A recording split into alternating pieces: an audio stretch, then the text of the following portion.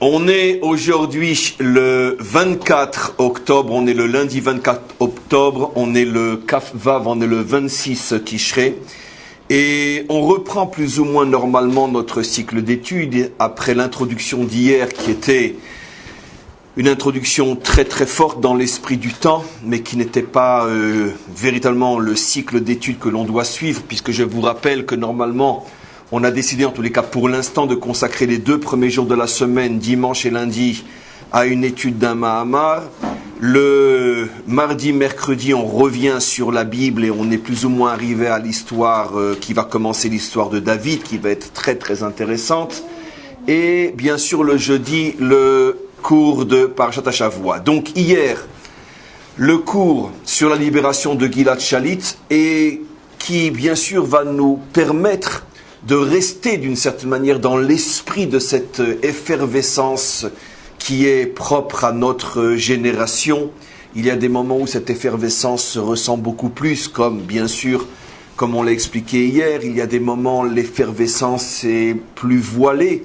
Mais qui ne sent pas, surtout ici, sur notre terre, et surtout ici à Jérusalem, qui ne sent pas que jour après jour, semaine après semaine, nous rentrons de plus en plus dans ce tourbillon de la délivrance qui est en train de prendre véritablement l'humanité tout entière vers une direction dont on commence à entrevoir les premières lueurs à l'horizon de cet exil qui est en train de se terminer. En tous les cas, donc, on revient sur le cours du Mahamar. C'était bien dit d'ailleurs. Hein. Des fois, je m'étonne comment les phrases, elles sortent. Et donc, on revient maintenant sur le Mahamar. On a choisi un nouveau Mahamar. Un Mahamar qui se fonde sur une haftara qu'on a lue pendant la fête de Sukkot. Une haftara qui est dans l'esprit de la délivrance, on ne peut pas faire autre chose aujourd'hui. Cette fameuse haftara qui est dans Zacharie 14, où l'on parle de ces pieds qui se poseront sur le Har HaZeitim, ces pieds qui se poseront donc sur le mont des Oliviers. Et c'est une haftara extrêmement importante, c'est pas pour rien qu'on la lit pendant la période de Sukkot, car on sait que la fête de Sukkot est un microcosme de tous les symboles de la délivrance finale. Et cette haftara, comme on le sait, contient les plus beaux versets qui sont d'ailleurs généralement constamment réutilisés dans différentes prières, les versets qui parlent de la délivrance finale. Par exemple, à titre d'exemple, Ve'aya Hashem le Meler al kol haaretz. Et en ce temps, Dieu sera roi sur toute la terre. Et encore plus beau encore, parce que ça revient dans nos prières. Bayom ha'hu Hashem echad u'shmo echad.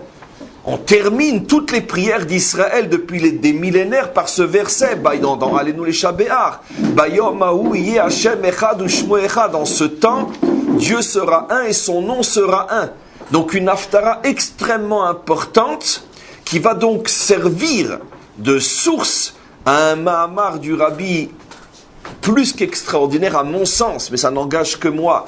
C'est l'un des Mahamarim du Rabbi qui contient d'une manière extrêmement cachée les plus grandes clés de notre délivrance finale. On va essayer bien sûr d'en extraire quelques-unes au fur et à mesure de ces cours.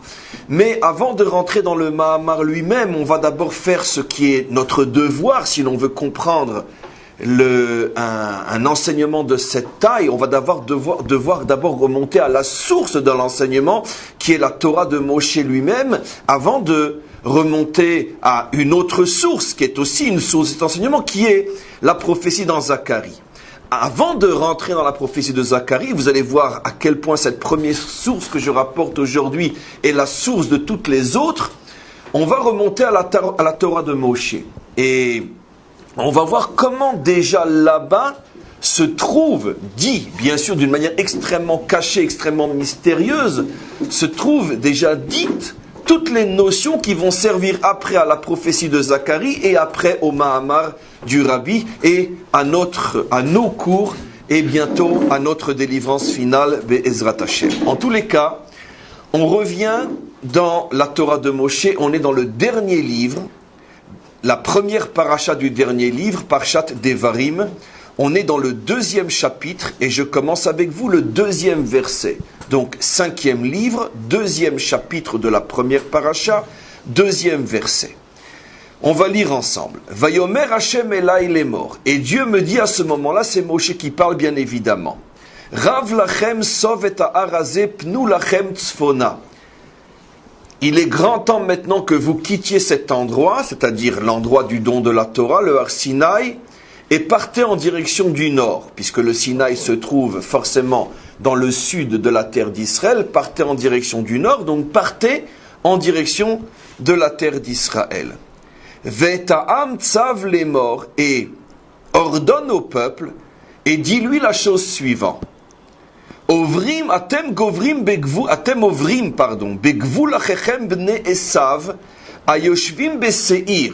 Vous allez vous rapprocher de la frontière du territoire de votre frère Esav qui se tient quand on vient du Sinaï, en tout cas de l'endroit où se tenait Israël. Quand on vient du Sinaï et qu'on veut rentrer en Eretz Israël, la première terre que l'on va rencontrer, qui est au sud de la terre d'Israël, qui est aujourd'hui toute la région qu'on appelle Arava, jusqu'à la mer Morte. C'est la raison pour laquelle cette terre s'appelle la terre rouge, parce qu'effectivement les pierres là-bas, tout le paysage est rouge, d'où le nom donné le nom Édom donné par la Torah, et après le nom de cette mer appelée la mer rouge par les langues étrangères, parce que toute la région est rouge. Et donc c'est la région que l'on va rencontrer, et voilà ce qu'il faut ordonner aux enfants d'Israël. Je reprends.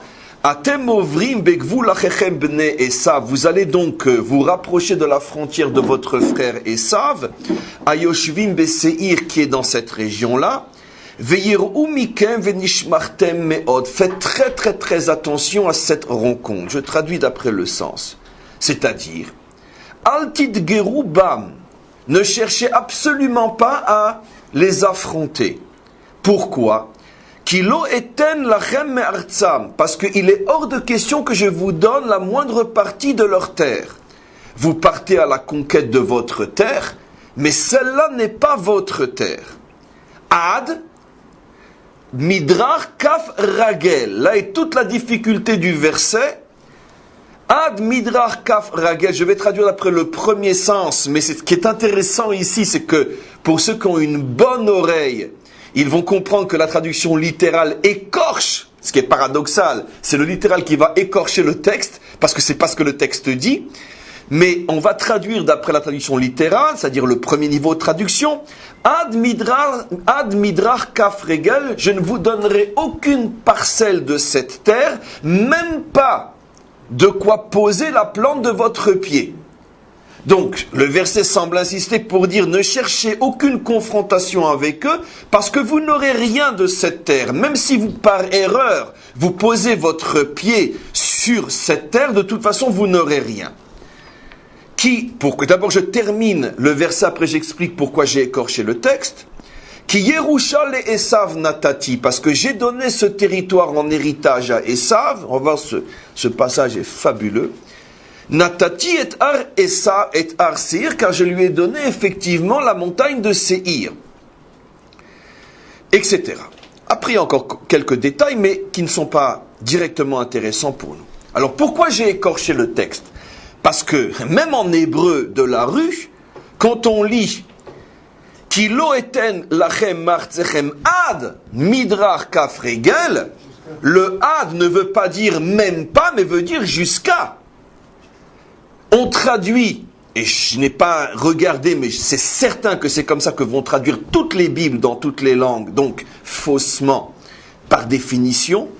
Elles vont traduire « je ne vous donnerai même pas une parcelle de quoi tenir sous la plante de vos pieds », mais ce n'est pas ce que dit le texte. Le texte dit le mot « ad » qui signifie une durée dans le temps. Je ne vous donnerai rien de cette terre jusqu'à, et non même pas, jusqu'à. Donc je traduis maintenant comme normalement on devrait traduire. D'ailleurs, je suppose que si on demande à un enfant israélien qui n'a pas les nuances et subtilités d'une traduction, comment il traduirait cette phrase-là, il va la traduire jusqu'à. C'est sûr, on peut faire le test.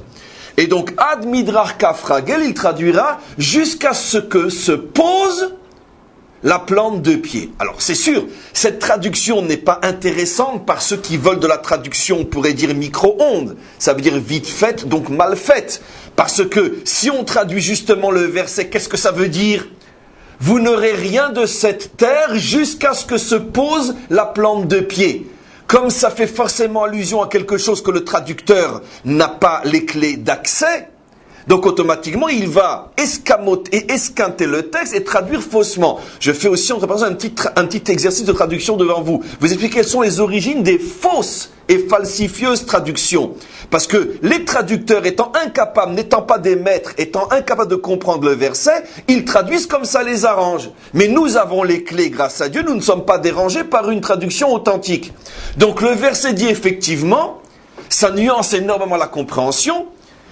Dieu dit à Moshe, attention, ce n'est pas que je n'ai pas l'intention de te donner cette terre. Oui, cette terre sera un jour à toi, enfin disons à ton peuple, à ce peuple. Mais il va falloir attendre le temps, jusqu'à ce que se pose la plante de pied. Et c'est quoi le posage de la plante de pied? Alors bien sûr, on passe directement à la clé des clés, qui s'appelle comment? Rashi, vous arrivez Balatourim, c'est vrai, les deux c'est la clé des clés, pas au même niveau, mais qu'est-ce que nous dit Rashi? Rashi, bien sûr, dans la fidèle tradition des maîtres authentiques qui ne supportent pas qu'on falsifie un verset de la Torah, il doit donc rendre compte de ce que dit la Torah, c'est quoi jusqu'à ce que se pose le pied? Et Rashi dit, Midrash Agada, nous avons une tradition qui remonte à nos maîtres, car lui-même était aussi un élève d'autres maîtres qui avaient des maîtres, jusqu'aux maîtres du Midrash qui sont donc les maîtres qu'on appelle les Tanaïm, qui explique le verset de la manière suivante. Que signifie jusqu'à ce que se pose la plante de pied? Ad sheyavo yom, jusqu'à ce que vienne le jour, drissat kaf regel, où se poseront ses pieds à la Harazetim sur le mont des Oliviers. Alors on arrête le cours, rien qu'on médite pendant 1 heure. Jusqu'à ce que se posent ses pieds, la fameuse Haftara, donc, qui va servir de fondement à tous les cours qui vont être donnés pendant quelques semaines sur ce Mahamar, jusqu'à ce que, où a-t-on trouvé, disent nos maîtres, un temps qui parle du moment où se poseront les pieds? Ad kaf regel. Eh bien, c'est la prophétie de Zacharie, qui dit que la délivrance passera par un moment qui est appelé par le prophète le posage des pieds, de ses pieds, bien qu'il y en a qui disent que c'est les pieds du Mashiach aussi, mais pour l'instant on va rester dans le plus général, les pieds de Dieu. Bon, il faut comprendre ce que ça veut dire bien sûr, mais tout le monde devine que ce sont des métaphores, mais jusqu'à ce que se posent ses pieds sur le mont des Oliviers. Tiens, quelle est la relation entre le fait que Dieu pose ses pieds sur le mont des Oliviers et tout d'un coup on a le droit de prendre la terre de Esav? J'ouvre une parenthèse, puisque de toute façon on est dans de la métaphore.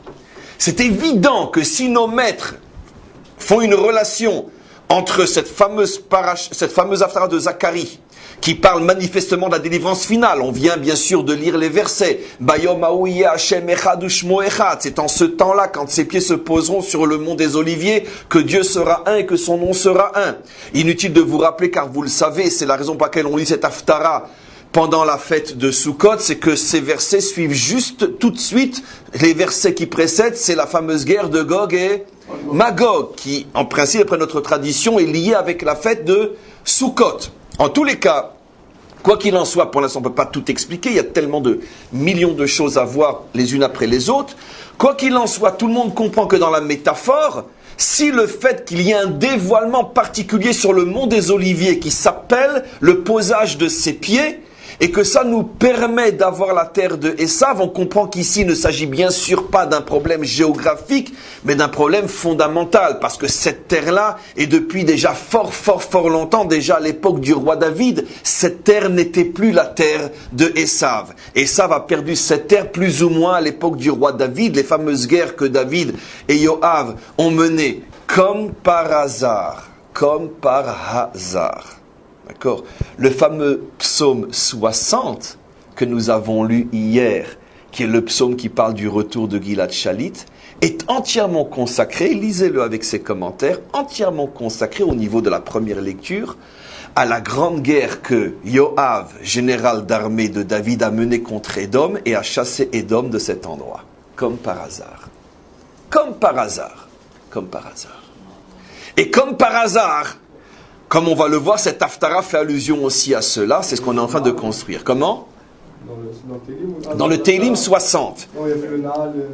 Oui, là où on parle de qu'il a envoyé le Naal. Mais tout le Teilim au niveau de sa première lecture, car bien sûr les lectures c'est comme un palais, il y a pièce après pièce plus profondes les unes que les autres. Mais la première lecture, ce psaume, pas seulement le verset, parle de la guerre menée par Yoav contre Édom. C'est intéressant. Et donc plus ou moins à l'époque de David, ce territoire a été plus ou moins vidé de ses habitants et plus ou moins a été conquis et plus ou moins non véritablement habité par Israël, mais donc la nature a horreur du vide, eux étant partis, ceux qui venaient de plus à l'intérieur vers l'est, ou plus vers le sud, ou plus vers le nord, s'y sont installés. Donc, comment ? Toute la région de Eilat, la Harava, je viens de le dire. C'est toute ce qu'on appelle la mer Rouge, la terre rouge, etc. Toute cette région-là. Timna, toute cette région-là. Timna, du nom de la mer de Amalek, etc.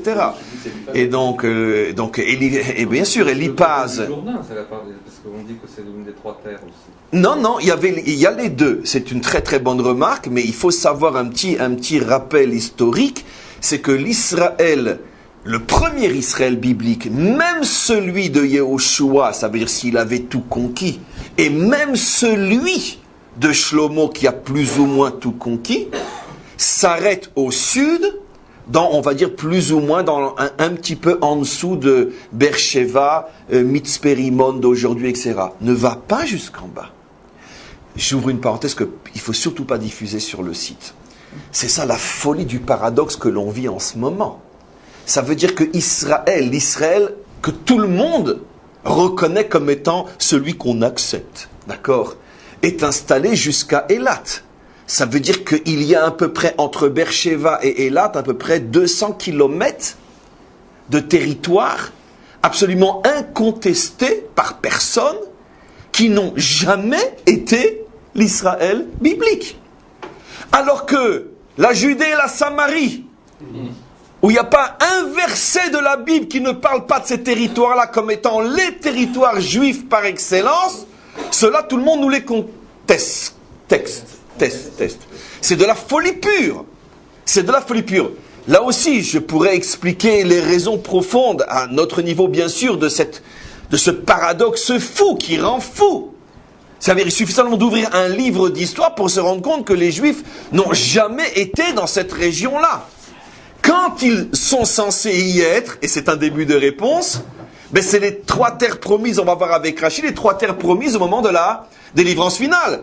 Ce qui veut dire que, évidemment que cette terre est à nous, mais cette terre, Eilat et toute la région, le kibbutz Yadvata et le kibbutz Elipaz et Timna, toute cette région-là fait partie du territoire de Édom, biblique, qui s'étendait sur les deux rives du Jourdain, mais surtout, ou pas surtout, j'exagère, mais aussi en grande partie sur la rive ouest, c'est tout le sud-sud de notre terre, de notre pays d'aujourd'hui.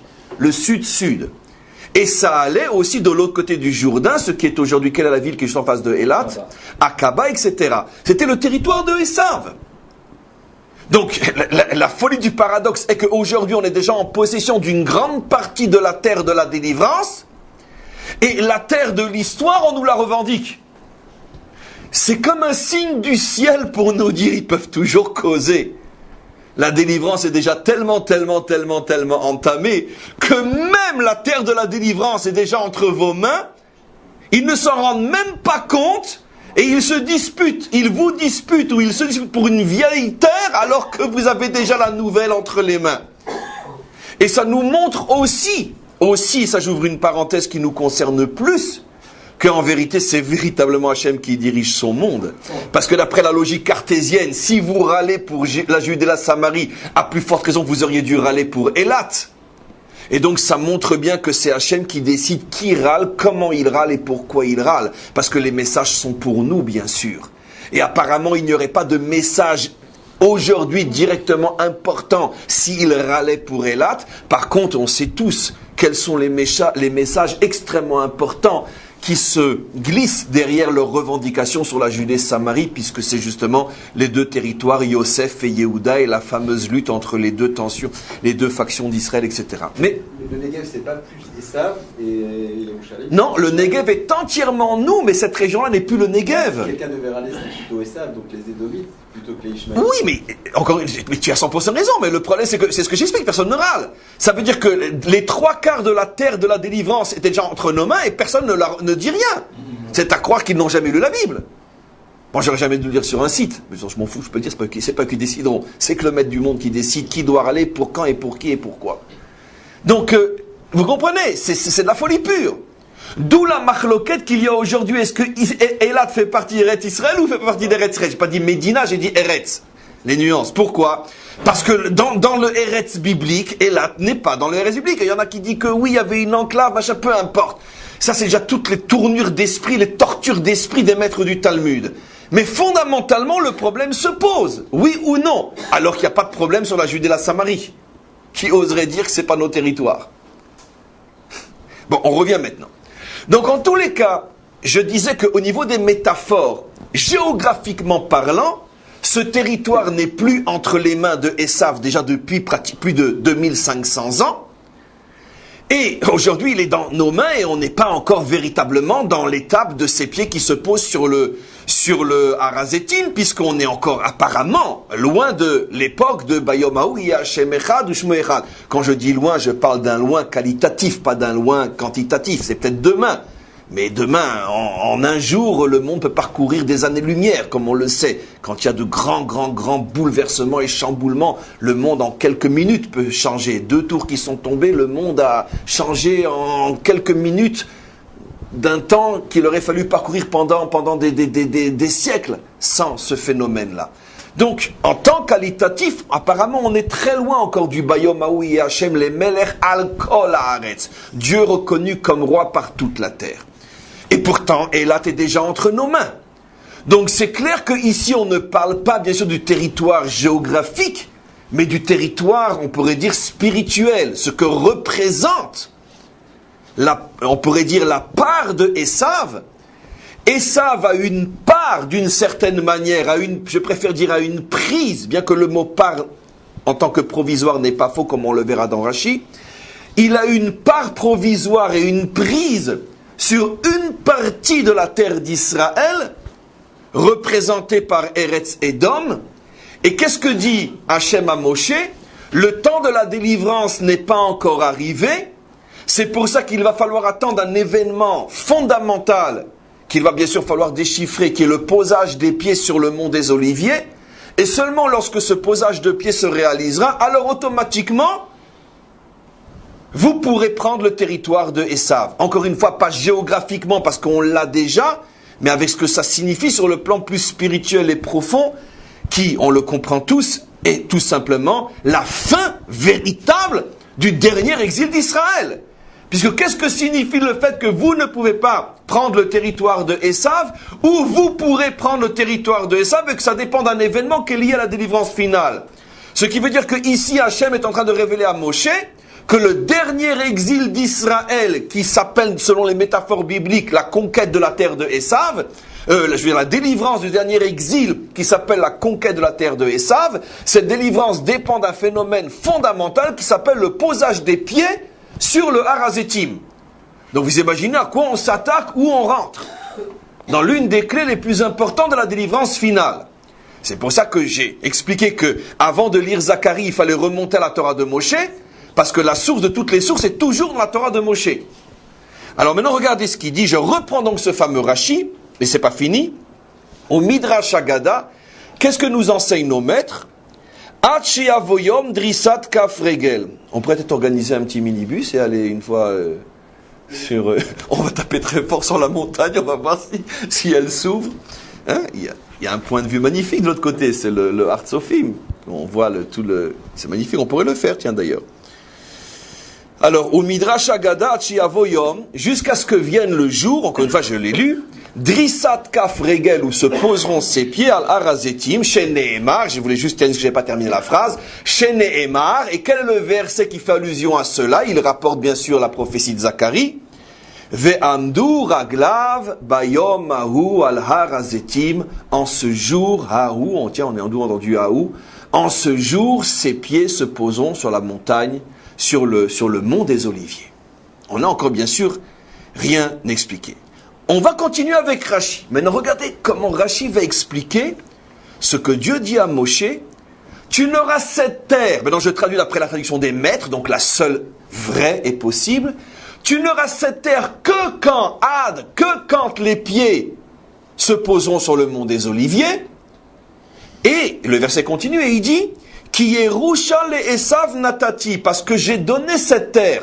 Il faut maintenant comprendre provisoirement, même si le provisoire va durer des millénaires. J'ai donné cette terre provisoirement en part. Yerusha, c'est un mot qui est fort. Esav. Alors ici, comme je vais vous expliquer, je vais vous introduire dans la difficulté que Rashi a. Il y a ici quelque chose qui est difficile à comprendre. Pourquoi ? Parce que quelque chose qui est à moi et qu'on sait à l'avance que c'est jusqu'à un certain temps, ça ne peut pas être une Yerusha. Par définition, la Yerusha est une acquisition à jamais. Puisque l'une des traductions, c'est pas la seule, mais l'une des traductions la plus usuelle de Yerusha, c'est héritage. Un héritage n'est pas conditionnel.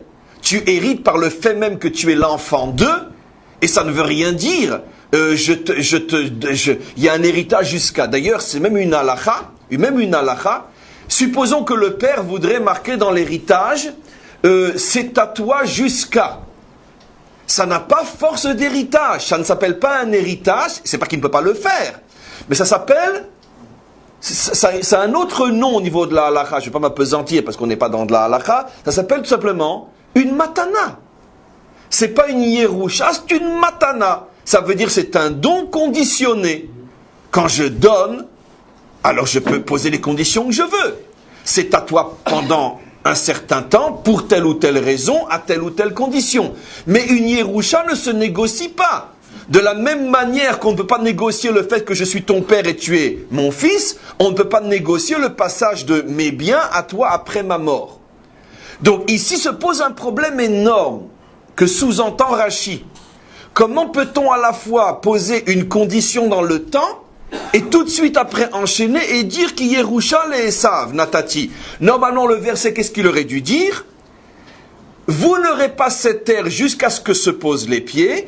Qui natatieta ar le Esav, parce que j'ai donné cette montagne à Esav. Et là, comme c'est un don, on comprend que c'est soumis à des conditions, comme tout don. Mais quand c'est une Yerusha, c'est beaucoup plus fort. Donc Rashi va être ici obligé de révéler quelque chose de fantastique sur la nature de ce lien qui existe entre cette terre et Esav. Et regardez maintenant la beauté du commentaire. Yerusha le Esav, un héritage à Esav. Rashi dit, Yerusha c'est pas un don. C'est pas que Dieu a donné, c'est une Yerusha. Donc si c'est une Yerusha, ça passe forcément par un père. De quel père a hérité Esav? Mais Avraham. Là, on rentre dans de la science-fiction spirituelle. Chaque mot, c'est... Ben, vous avez tous dit quelque chose de juste. Yitzhak, pardon. Yitzhak. Si déjà, Yitzhak, pourquoi Yaakov? Pourquoi Avraham? On va doucement. Ce qui t'interdit, c'est Al-Tigérou. Oui. Ça peut pas avoir la racine de guerre. Non, oui, la guerre en français. La guerre en français, mais même le Lidgaïrous. Oui, l'Idgarot, ça veut dire provocation. L'Idgaïr, conversion. Non, c'est autre chose. C'est autre chose. C'est un synonyme, si tu veux, mais c'est autre chose. Mais le mot l'Idgarot, ça vient du mot girouille, qui donnera en français la guerre. C'est ça l'origine hébraïque du mot la guerre. Et donc, dit Rashi, la Yerusha vient d'Avraham. Alors tout de suite vous avez dit faussement, mais justement, mais non, Yitzhak. Parce que si déjà il hérite d'un père, il hérite de son père qui est Yitzhak. Comment peut-il hériter d'Avraham? Il hérite quoi? Et en sautant Yitzhak. Qu'est-ce que Rashi veut dire? Comment peut-il y avoir un héritage venant de Abraham qui ne passe pas par Yitzhak. N'oublions pas que Esav est le petit-fils d'Abraham. Donc pour hériter d'Abraham, il doit d'abord hériter de son père, Yitzhak. Pourquoi Rashi saute cette étape? On continue, on va expliquer. Et maintenant Rashi d'abord explique ce qu'il dit. Et après Bezrat Hashem, on va expliquer ce qu'il ne dit pas. Pourquoi il n'a pas dit Yitzhak? Comment il hérite d'Abraham? D'abord techniquement, parce que les fameuses 10 terres dont je vous ai parlé des milliers de fois, mais jamais je vous ai rapporté ce Rashi si je ne me trompe pas. Jamais. Regardez ce Rashi qui vient compléter tous les cours sur les 10 terres. Regardez ce que dit Rashi. Eser amamim natatilo. J'ai donné à Abraham 10 terres. Les fameuses 7, Shiv'a, que tout le monde connaît, celles qui sont citées dans toute la Torah, le Prizi, le Knani, le Chiti, le Fari, etc. Et une seule fois dans toute la Torah, et à Abraham uniquement, il est dans la fameuse alliance des morceaux, il est promis 3 autres terres qu'on ne retrouvera plus jamais dans les autres promesses faites à Yitzhak, Yaakov, Moshe et les autres. Qui sont ces 3 terres? Le Kini, le Knizi et le Kadmoni. Qui portaient à cette époque-là ces noms-là, parce que les peuples qui vont hériter de ces endroits-là n'étaient pas encore nés. Ces peuples-là vont être Ammon, Moab et Édom. Ammon et Moab sont les enfants de Lot avec ses filles. Ils n'étaient pas encore nés. Et Esav n'est pas encore né puisqu'il est l'enfant de Yitzhak. Donc ces territoires existaient, bien évidemment, à l'époque d'Abraham. Et donc quand Dieu les promet, ils étaient habités par des habitants. Et ces 3 terres-là qui sont très schématiquement toute la Jordanie du nord au sud, avec beaucoup plus de profondeur que la Jordanie actuelle, mais globalement, donc toute la rive est du Jourdain, avec tout le sud, même ouest d'Israël, le sud qui est après Mitzpérimon, tout ce territoire-là était habité par des habitants, à l'époque, restons terre à terre, qui s'appelaient le Kini, le Kadmoni. Knizi Kadmoni. Mais qui, comme on le sait, c'est décrit dans les détails à la fin de la première paracha du 5e livre, vont venir après des peuples nouveaux, Ammon, Moab et Édom. Ils vont chasser les habitants qui s'y trouvaient, ils vont s'y installer. Au point que plus tard, dans toute la Bible, ces 3 terres vont s'appeler Eretz Moab, Eretz Édom, Eretz Ammon. Et on ne parlera plus jamais des 3 noms, Kini, Knizi, Kanu, car ce sont des peuplades qui ont complètement été exterminés par Ammon, Moab et Esav. Eux n'ont pas de problème pour s'installer quelque part. Je veux dire, que ce soit des Sioux, des Cheyennes, des Apaches, c'est pas grave. Hein. Ce n'est là que pour se faire massacrer. Et eux n'ont pas de problème avec l'histoire, ils n'ont pas de problème de conscience, ils n'en ont pas. En tous les cas, on continue. Alors maintenant, regardez. Hachem promet 3 terres de plus à Abraham. Et donc, ces 3 terres-là après, nous dit Rashi, Achat mehem, l'une d'entre elles, a été donnée après, par l'héritage lié à Abraham, à Esav, Veshtayim, et 2 autres, les Bnei Lot, aux enfants de Lot, qui sont considérés aussi comme héritants d'Abraham, puisque Lot était le fils adoptif d'Abraham. Et comme Abraham en a fait son fils adoptif, donc automatiquement il participe à son héritage. Atkan. Ce que dit Rashi sur le plan technique est tellement fabuleux qu'il faudrait prier pendant des semaines pour demander à Hachem de nous aider simplement à entrevoir simplement l'ombre du corridor de ce qui se cache dans ce palais. Qu'est-ce que Rashi est en train de nous dire?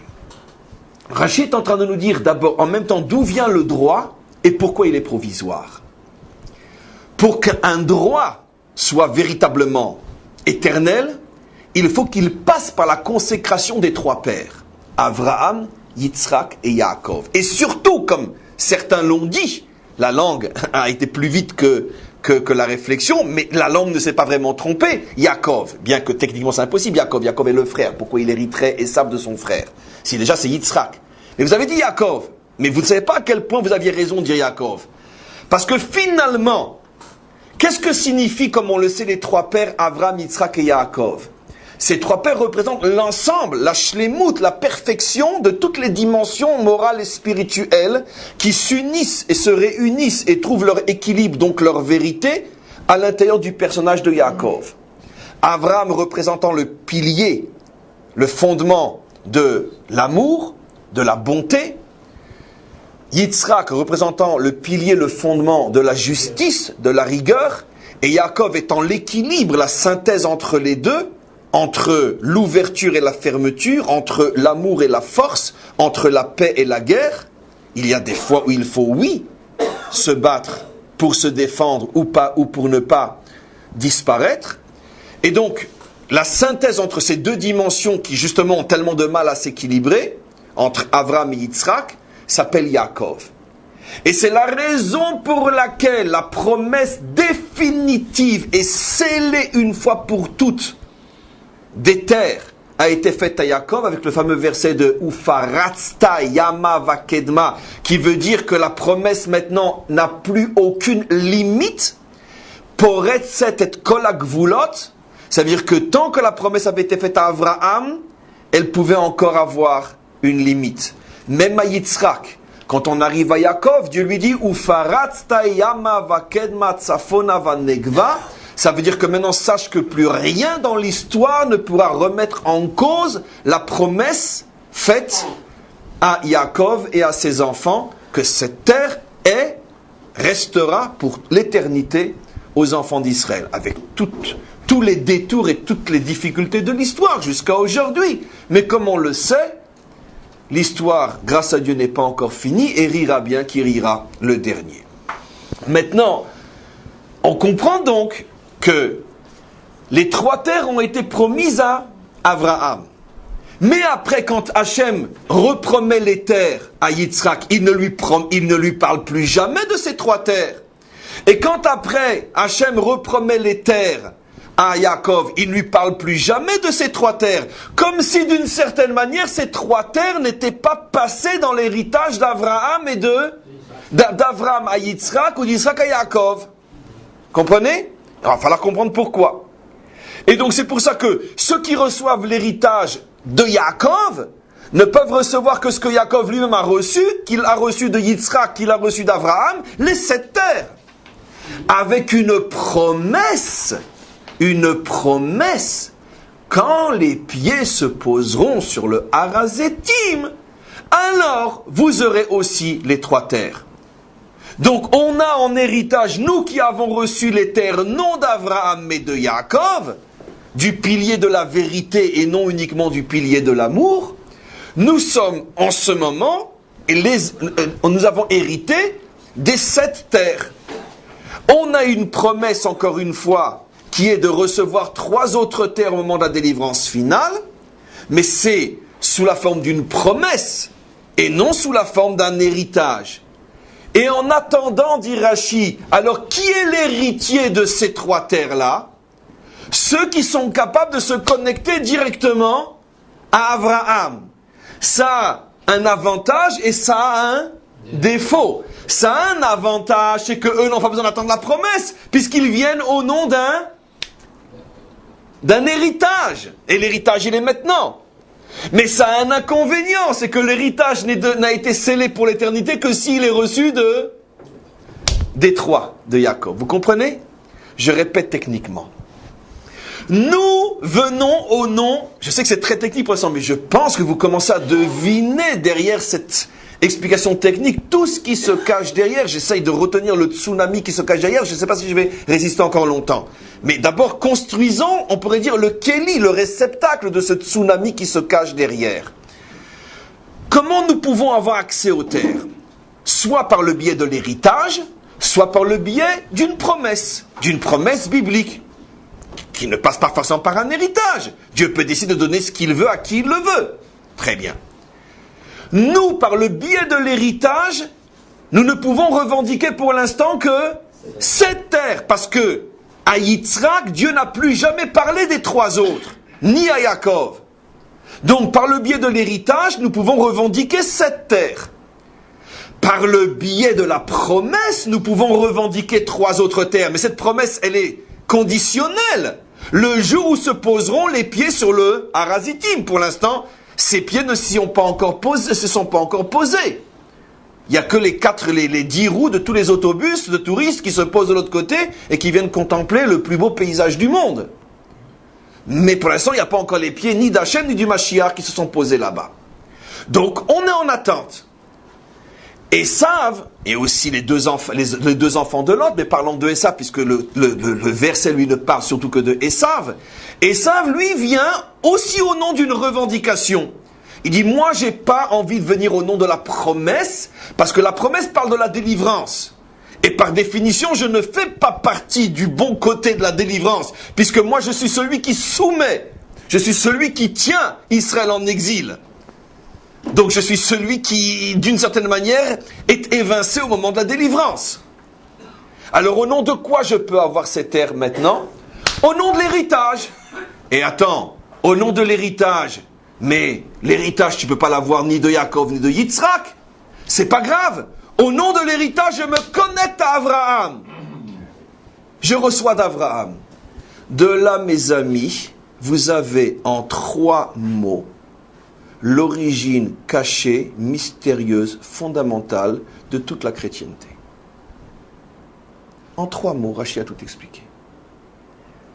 Esav ne peut revendiquer le divin et ses promesses que s'il se connecte à Abraham, le pilier de l'amour, le pilier de la bonté. C'est pour ça que toute sa spiritualité va être fondée sur la grâce et l'amour. Voilà le secret que nous révèle ici la Torah. Oui. J'insiste un peu sur la guéroute. Un guerre n'est pas Ben Abraham. Et la prophétie de Ovadia, qui est un guerre, ne parle pas d'Édom et de la chute des Alouf et Édom, qui correspondent aussi à cette partie du Negev. Je ne dis pas que ce que tu dis est faux. Je pensais au début que tu me posais une question plus d'étymologie. Alors je t'ai dit non. C'est un synonyme, mais l'allusion... Un homonyme, pardon, mais ça ne veut pas dire ça.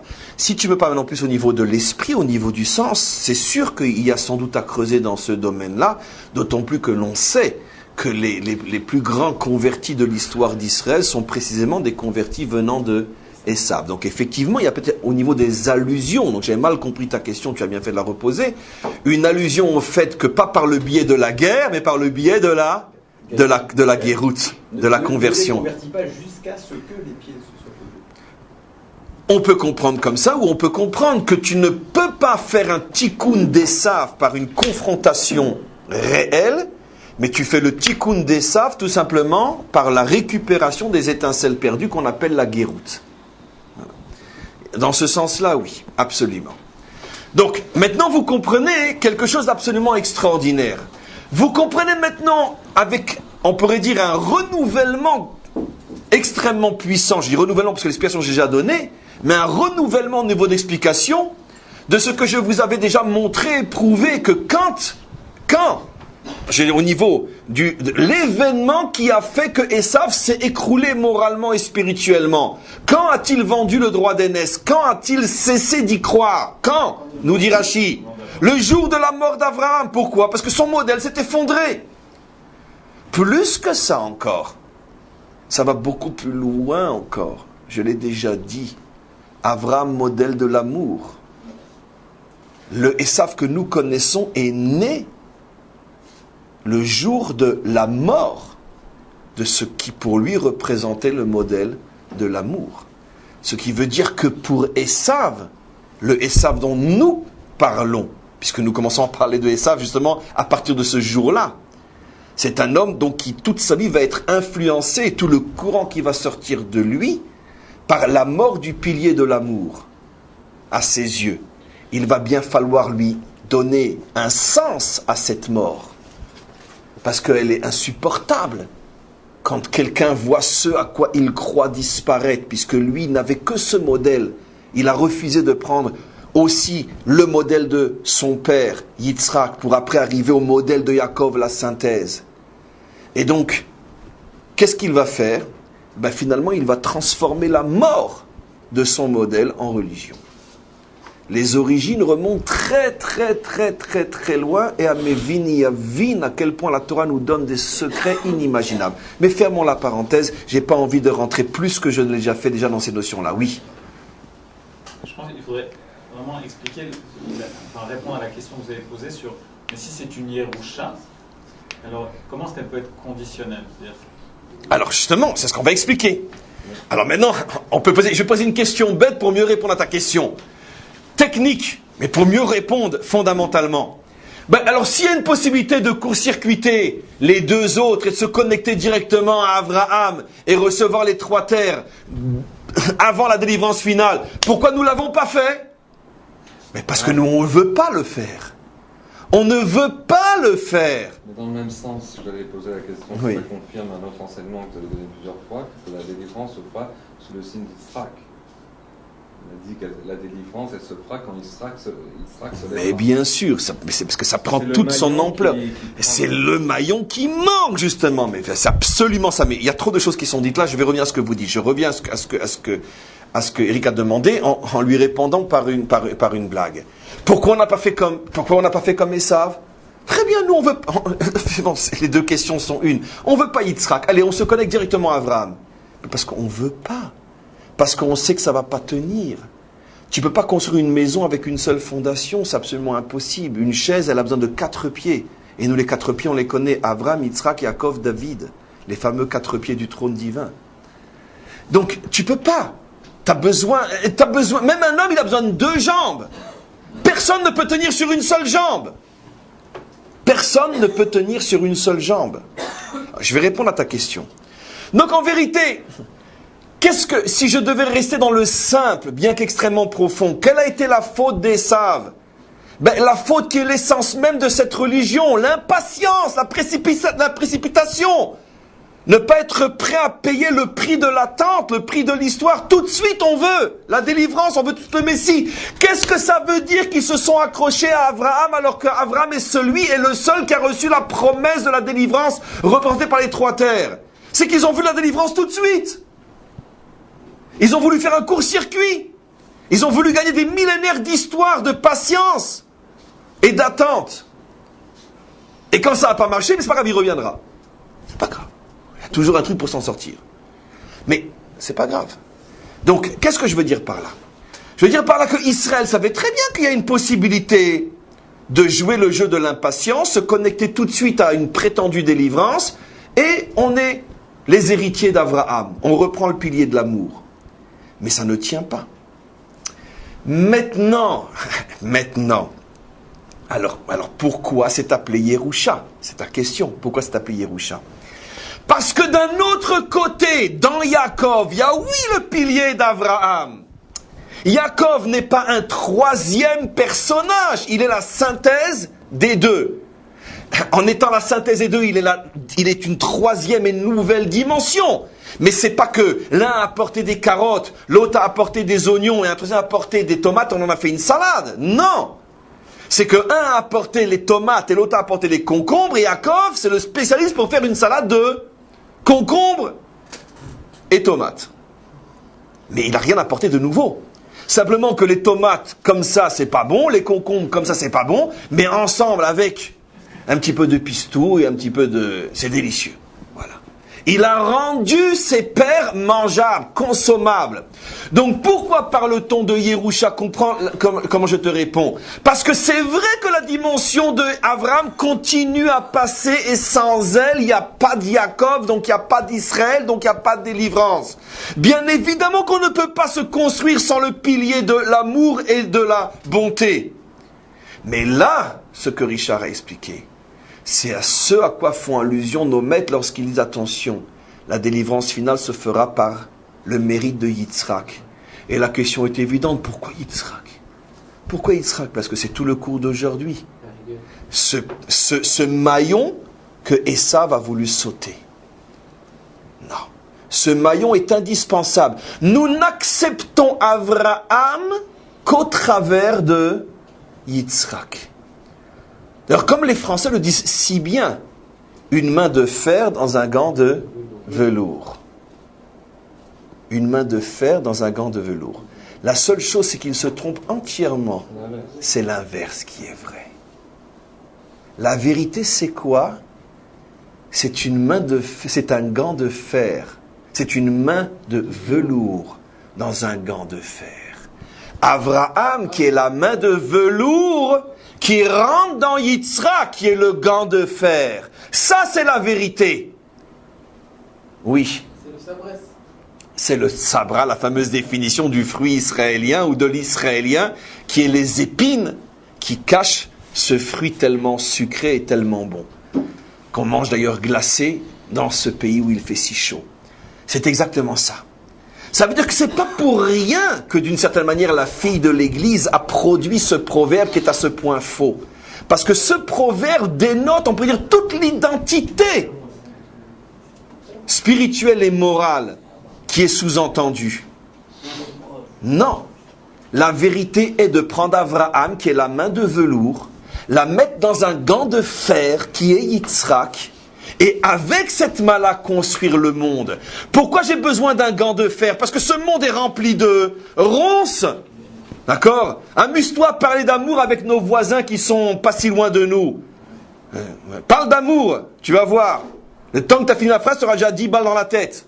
Parle d'amour avec ces gens-là. Non. Ce monde, tu as besoin de le prendre avec des gants de fer. Mais attention, à l'intérieur, la main est de velours. Sans haine, sans colère, sans méchanceté, sans cruauté. Et ça ne dépend que de vous. Parce que mon cœur et ma bouche est vers la paix. C'est vous qui ne la voulez pas. C'est vous qui voulez tout. Vous voulez négocier tout seul. On ne peut négocier qu'à deux. Si vous ne reconnaissez pas notre droit à l'existence, avec qui vous voulez négocier? Donc, je refais la parenthèse. On commence donc à comprendre des choses inimaginables qui se cachent. Tout l'enjeu de cette fameuse prophétie de Zacharie qui est en train de cacher toute l'histoire d'Israël dans son dernier exil et dans sa confrontation avec Esav. Donc, je fais un résumé parce que c'est extrêmement important avant de continuer. Esav représente ce court-circuit spirituel et moral. Nous sommes les enfants d'Abraham. On parle bien sûr de revendications spirituelles. Nous prétendons nous connecter à une religion qui ne parle que d'amour, de pitié et de grâce. Très bien. Vous voulez donc les 3 terres qui représentent la délivrance tout de suite? Ça y est, le Messie est là, puisque c'est le Messie qui pose ses pieds sur le Har Hazeitim? Très bien. Mais le problème c'est qu'en court-circuitant 2 étapes fondamentales qui sont Yitzhak et la synthèse Yaakov, vous êtes forcément destiné à perdre tout ce que vous pensez pouvoir construire. Parce que cette Yerusha n'a pas de finalité en tant que telle. Cet héritage ne peut aboutir à l'éternité que s'il passe par Yitzhak et se dévoile dans Yaakov. Je dirais d'ailleurs, puisque j'ai utilisé les termes qui sont des termes de la Kabbalah, si je place ces 3 personnages au niveau, on pourrait dire, de modèle masculin et féminin, Abraham est masculin, Yitzhak est féminin, et l'union des deux permet la naissance, qui est Yaakov. Ça veut dire que on a besoin, bien sûr, toujours de ce fameux couple spirituel qui est le couple de la complémentarité et de la synthèse, pour pouvoir arriver à ce jaillissement de vie qui est la continuité. Mais quand tu veux construire une religion qu'avec un homme ou qu'avec une femme, automatiquement, il n'y a pas d'enfantement, donc il n'y a pas de possibilité de continuer. On va maintenant... Oui. Cette précipitation, on la voit dans ce que Yaakov, quand il a proposé à... Esav, quand il a proposé à Yaakov de le rejoindre à Séhir, Il lui dit que mon Seigneur me précède dans l'histoire. On va aller plus lentement, je te rejoindrai. Jackie dit la même... Rachid dit la même chose là-bas. Exactement. Non, je disais Jackie parce que je faisais allusion à un ami à moi. Quand il va entendre ça, il va s'écrouler. Ah, il va être content, je vous dis pas. Rachid fait allusion exactement à ça. Quand Esav lui dit, mais viens, on reste ensemble. Et Yaakov lui dit, mais non, va devant moi, je te rejoindrai à Séhir. Rachid dit exactement la même chose qu'ici, ne t'inquiète pas. Viendra le jour où on se retrouvera Simplement que Rashi à ce moment-là donne une autre image biblique. Le jour où moi je monterai sur ma montagne à Tzion et toi tu monteras sur ta montagne à Séhir, ce qui prouve bien qu'il ne s'agit pas du Séhir géographique ici, parce qu'il ne montera pas et ça va pas monter sur une des collines qui surplombent Elat. Et à ce moment-là, Ve'alu Moshim be'Artzion nishpot et aresav, la fameuse prophétie de Obadiah, Va'ita Hashem Melucha. Et la royauté reviendra à Dieu. Donc effectivement, c'est toujours le même schéma où on voit cette impatience que Esav n'a pas le temps. Mais d'ailleurs, c'est ce qu'il a dit, je vais mourir, j'ai pas le temps. Il ne parle que de mort, il ne vénère que la mort, il est intéressé que par la mort. Il vénère un mort. Il n'a pas le temps. C'est pas si rapide que tu le penses, ça va durer des millénaires. Pas jusqu'à ce qu'il revienne, jusqu'à ce qu'il vienne. Et le temps, c'est fait toute la différence.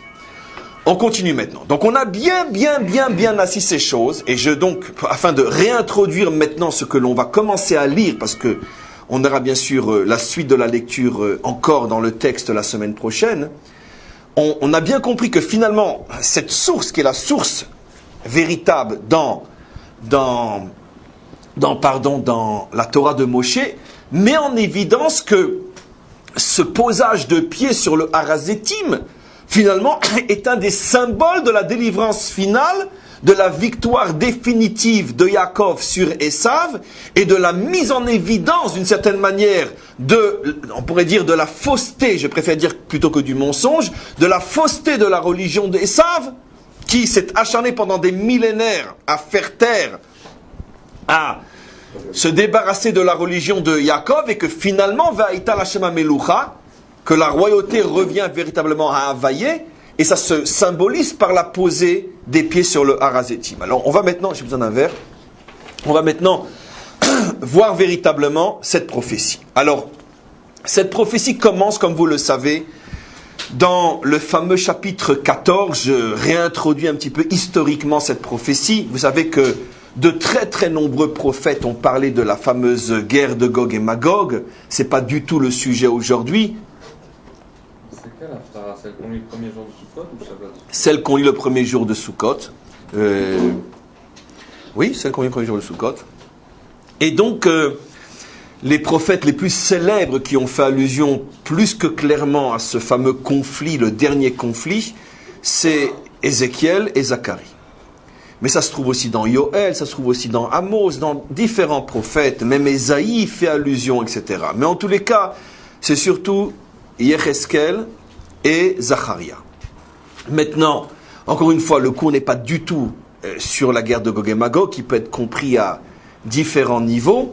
Et de toute façon, il suffit d'ouvrir les yeux aujourd'hui pour comprendre qu'on est en plein dedans déjà depuis fort longtemps. On ne peut plus parler aujourd'hui de cette guerre qui aura lieu, mais de cette guerre qui est en train de se dérouler. Puisque qu'est-ce que c'est, comme on le sait, dit très schématiquement, la guerre de Gog et Magog? C'est tout simplement la dernière revendication des nations pour reprendre Jérusalem et la terre d'Israël.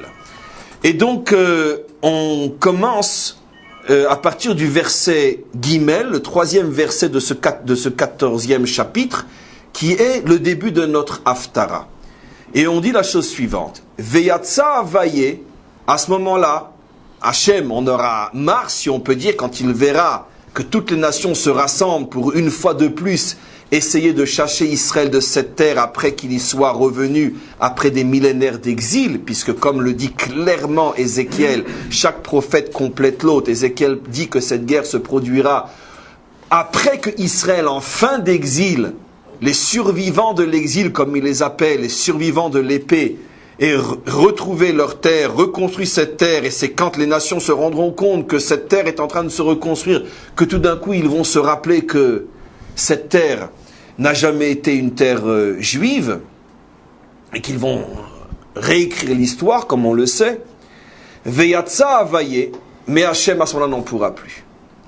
Veyatsa Havaïe venilcham. Je ne sais pas ce qu'il doit attendre un peu plus pour ne plus en avoir, mais bon, on peut se préparer. Bon, c'est vrai qu'il sort pas mal ces derniers temps, c'est vrai. Non, soyons gentils. Veyatsa Hachem venilcham bagoyim. Ahem. Hachem sortira, on reste dans le mot à mot pour l'instant, et se battra contre ces peuples. Par contre, l'indication est extraordinaire ici. Keyom ilachamo beyom krav. Comme le jour de la grande guerre. Ça veut dire quoi, comme le jour de la grande guerre? Tous les commentaires expliquent, le Targum, tous les commentaires vont, d'ailleurs, selon l'explication du Targum, qui, semble-t-il, avait reçu cette explication lui-même de ses maîtres, qu'il avait reçu de ses maîtres, c'est quoi? Il sortira à ce moment-là comme au moment de la grande guerre. Il dit en araméen, Keyom agirute krav al yama desuf. Comme le jour où il est sorti pour se battre pour nous au moment de la traversée de la mer.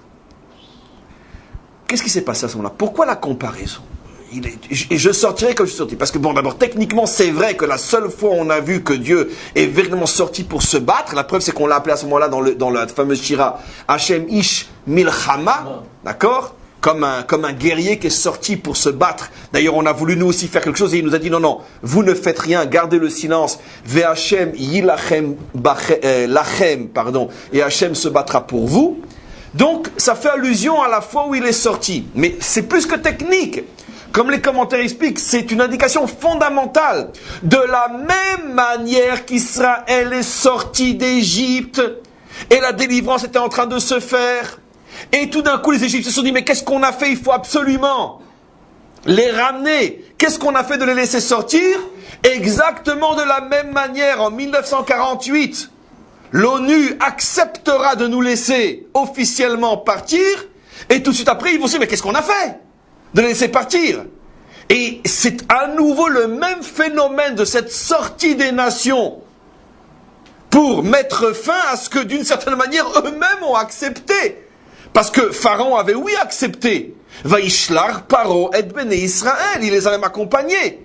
Et tout d'un coup, il s'est dit, mais qu'est-ce qu'on a fait? Kishilachnu et Bene Israël. Mais qu'est-ce qu'on a fait?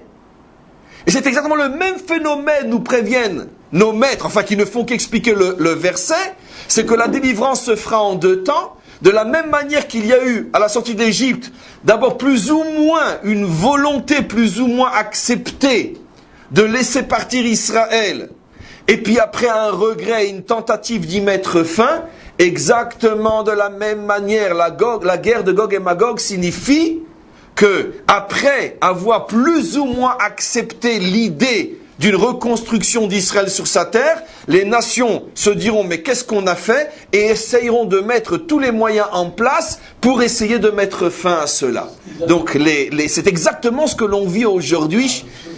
C'est tellement colossal que j'ai dit encore une fois, aujourd'hui on n'a presque plus besoin d'étudier la Torah, il suffit d'ouvrir le journal, tout est dedans. L'histoire aujourd'hui est véritablement une Torah vivante. C'est vrai qu'il faut avoir un minimum de clés pour savoir que le journal parle de la Torah. Sans le savoir, parce que généralement c'est pas le cas. Et on continue. Ve'amdu raglav bayom ma'u, le fameux verset 4. Et à ce moment-là, donc puisqu'on dit que Hachem sort pour se battre contre les nations qui veulent mettre fin au retour. Aussi, comme l'explique le commentaire, la comparaison avec la mer qui s'est ouverte signifie que Hachem sortira au moment où, vous le devinez, Israël sentira que ça y est, il n'a plus aucune issue. C'est exactement, si j'ose dire, ce que Hachem veut, amener son peuple à une situation où on n'a plus du tout sur qui, vers qui s'appuyer, se diriger. Tout le monde nous a lâchés. Et à ce moment-là, quand on se retrouve devant cette mer de haine et de méchanceté, à ce moment-là, Veitzaku el Hachem, on n'aura plus d'autre choix que de revenir vers celui qui nous attend depuis si longtemps. Et à ce moment-là, la mer s'ouvre, Hachem sort. Et donc, comment qu'il sort? Qu'est-ce qu'il se passe? On va aujourd'hui se contenter plus ou moins de lire les versets et de commencer à expliquer les versets à partir de la semaine prochaine, puisque demain c'est déjà un autre cours. Ve'amdu raglav bayom ma'u al harazetim. Alors se poseront ses pieds ce jour-là al harazetim. Alors bien sûr, tout le but du Mahamar, du Rabbi, sera d'expliquer à un niveau très profond pourquoi spécialement Harazetim, qu'est-ce que ça représente. Mais pour l'instant, on est loin d'être à ce niveau-là. Al-Harazetim, Asher al-Pene Yerushalayim Mikedem, qui se trouve à l'est de Jérusalem. Un petit rappel très important, mes amis. C'est pour ça que, même techniquement, on est loin d'avoir fini la lecture de ces versets-là. comment se situe géographiquement le Jérusalem biblique? Vous savez qu'une question stupide s'était posée et qui a disparu, on pourrait dire, de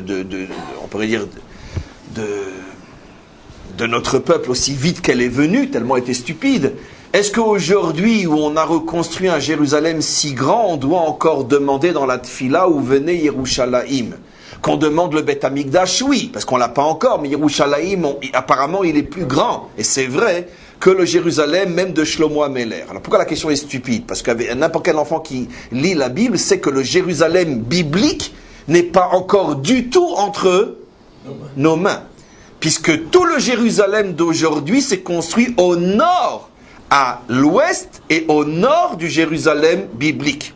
Le Jérusalem biblique était toute la vallée du Silouan, en direction de Bethléem, Hebron. Toute cette vallée aujourd'hui où ne vivent que quelques dizaines de familles juives et qui est entre les mains de dizaines de milliers de familles non juives. Et donc, tout ça, c'est le Jérusalem biblique qui montait sur les flancs.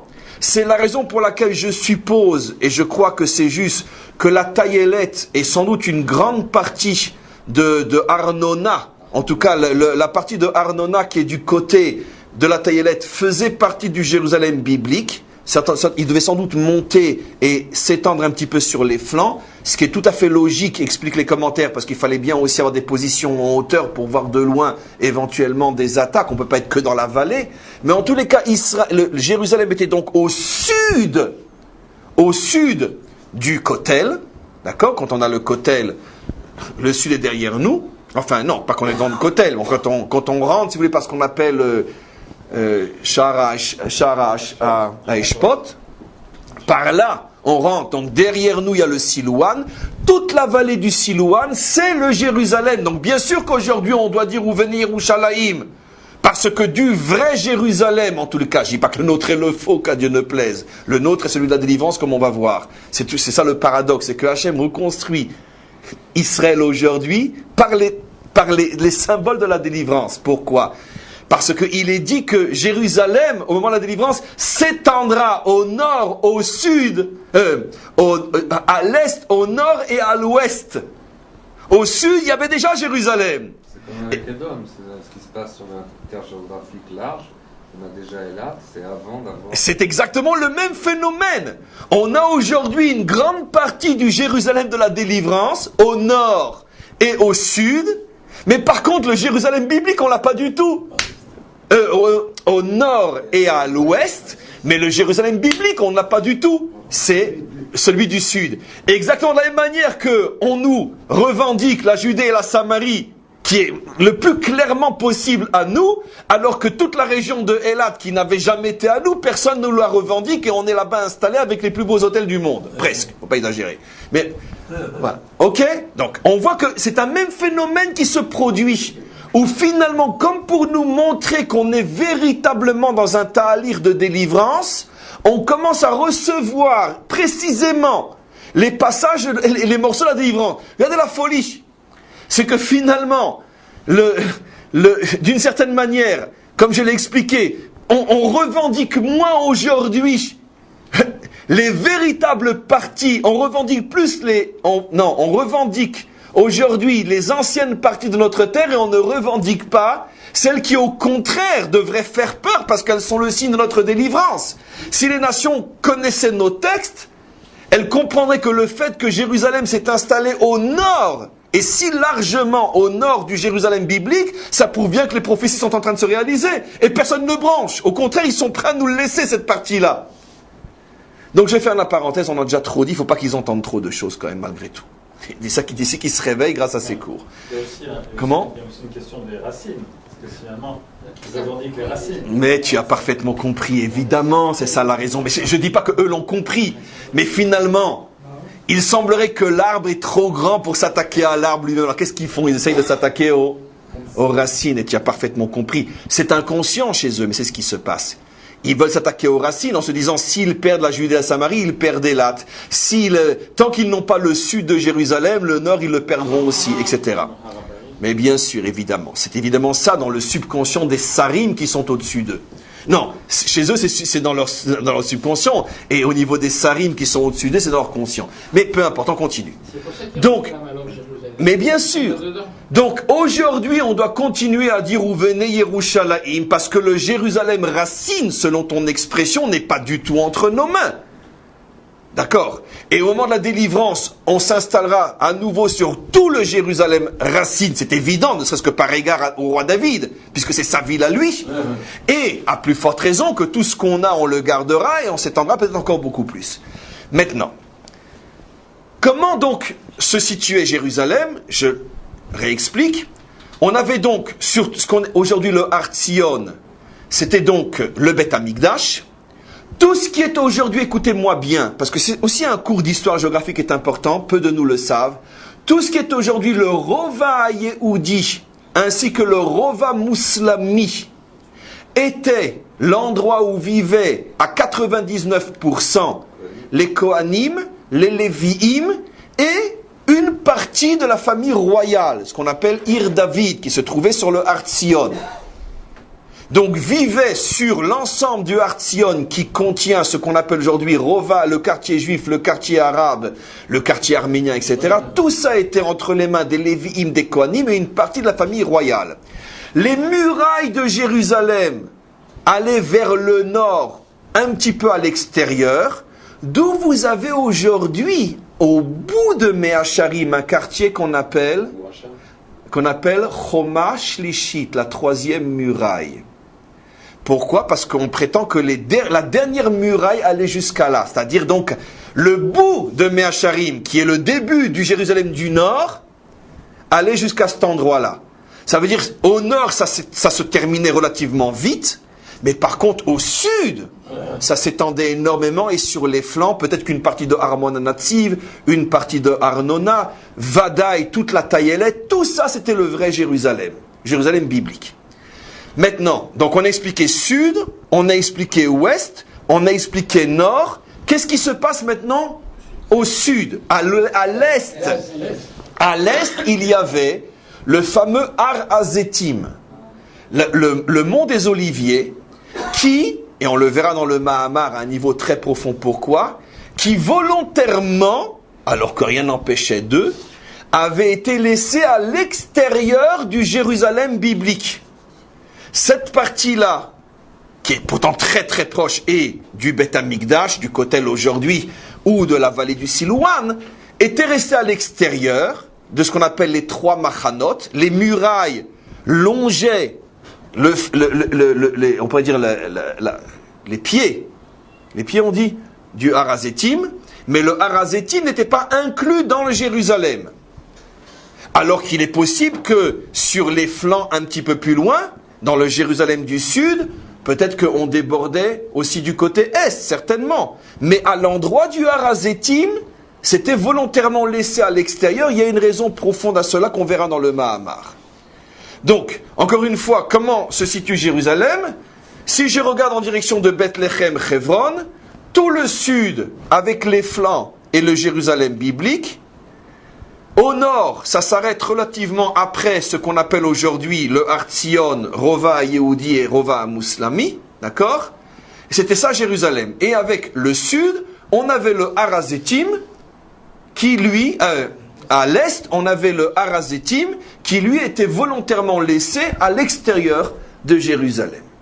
Alors maintenant, qu'est-ce qui va se passer? Donc vous voyez que c'est déjà une montagne qui déjà à l'époque avait une histoire particulière. Comment se fait-il qu'on ne l'a pas inclus dans Jérusalem alors qu'elle est si proche? Pourquoi faire un détour à la muraille et l'empêcher d'inclure le Har Hazetim? Il y a forcément une raison. Ça c'est venu beaucoup plus tard. Et c'était seulement sur une partie, mais c'est venu beaucoup plus tard. À l'époque de Zacharie, on n'enterre pas encore les morts là-bas. C'est venu beaucoup plus tard. Bien que ce cimetière est très très très très très vieux, mais pas à l'époque de Zacharie, pas à l'époque du roi David, pas à l'époque du roi Salomon. Pourquoi? Qu'est-ce qu'on faisait sur le Har Hazetim? Qu'est-ce qu'on faisait? Mais Paradouma, la vache rousse qui vient pour purifier de l'impureté de mort, c'est pas là-bas qu'on va faire un cimetière. C'est ça le paradoxe, la folie, mais tu peux pas tout dire aujourd'hui. C'est que finalement cette montagne a été consacrée à un cimetière en grande partie, alors que c'est l'endroit de la pureté par excellence. C'est là qu'on préparait les cendres de la vache rousse qui permettaient la purification du mort. Donc s'il y a bien un endroit où on va pas faire un cimetière, c'est bien là-bas. Mais bon, chaque chose en son temps. Et donc je veux juste terminer ce verset-là. Qu'est-ce qu'il nous dit maintenant qu'on a compris le contexte historique et géographique?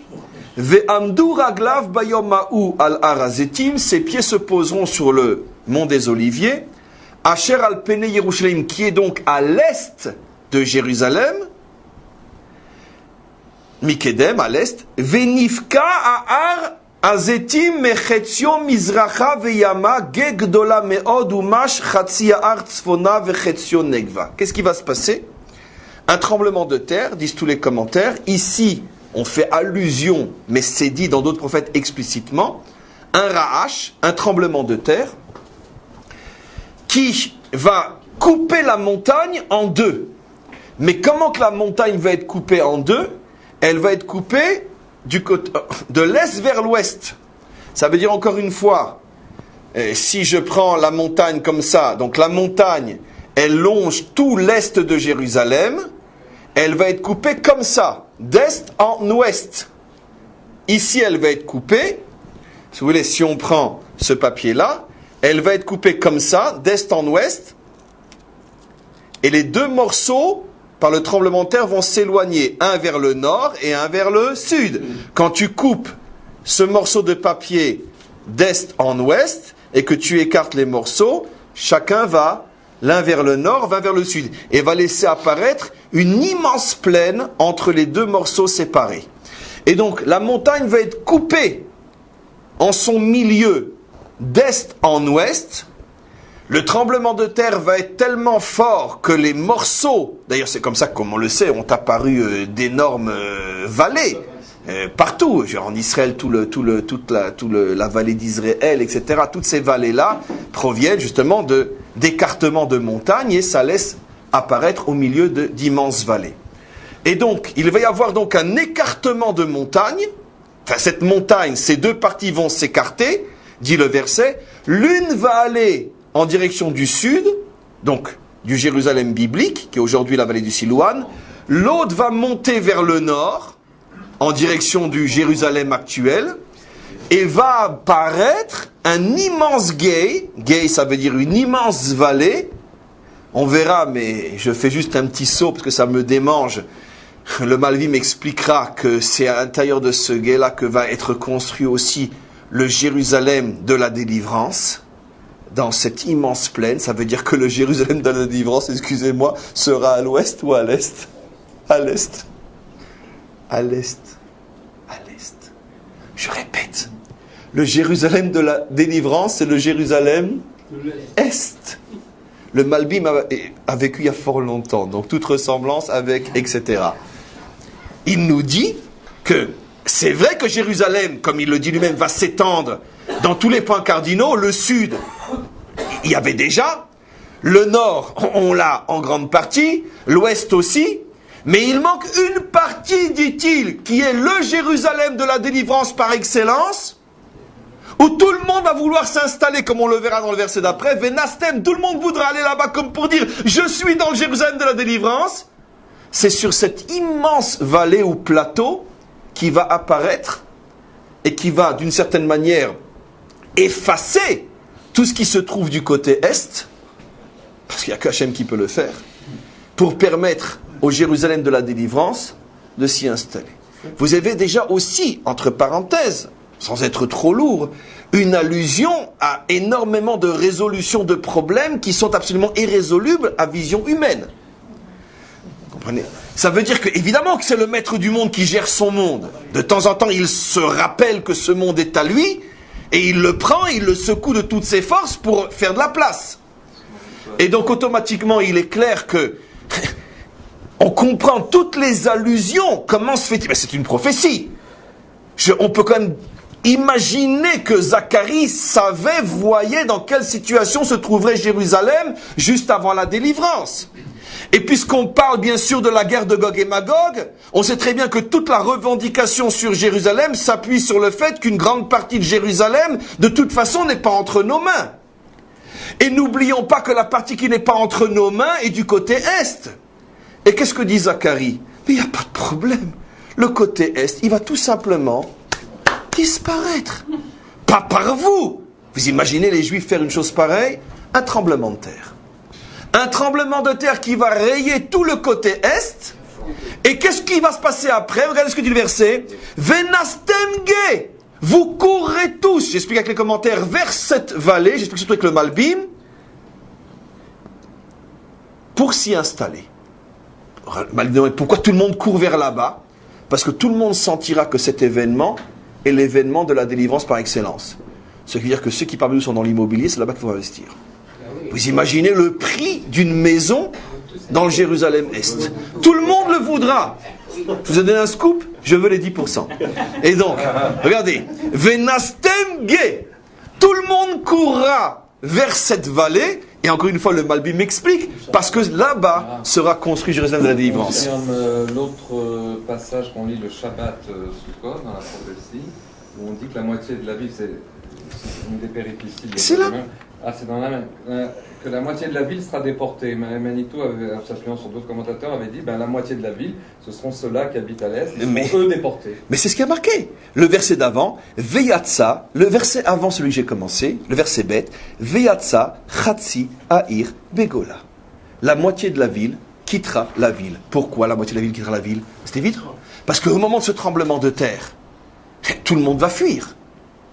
Et qui se réinstallera à cet endroit-là? Le Jérusalem de la délivrance. Ce qui s'est passé en 67, il y a une partie qui... Mais bien sûr, mais évidemment. C'est toujours le même phénomène qui se produit. On parle des flots, il y a un flot. Après, on va y arriver. Il y a encore énormément à lire. On a lu que le 1 verset et demi pour l'instant de cette Haftara-là. La Sayelette se transformera en plat. Voilà, ça ne s'en pas. En tous les cas, mes amis, bien sûr, il va falloir, s'il vous plaît, voir à partir de la semaine prochaine, s'il vous plaît, quel est le lien, bien sûr, avec le Mahamar qui va suivre. On a encore donc au moins 4 ou 5 ou 6 versets à lire, surtout avec leurs commentaires, surtout avec le Malbim. Le Malbim là va nous être d'une aide extrêmement précieuse pour bien déchiffrer et préparer le Mahamar.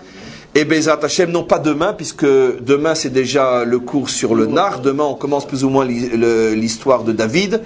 En tous les cas, c'est fini pour aujourd'hui. Amen. Vechen Yeh Ratson.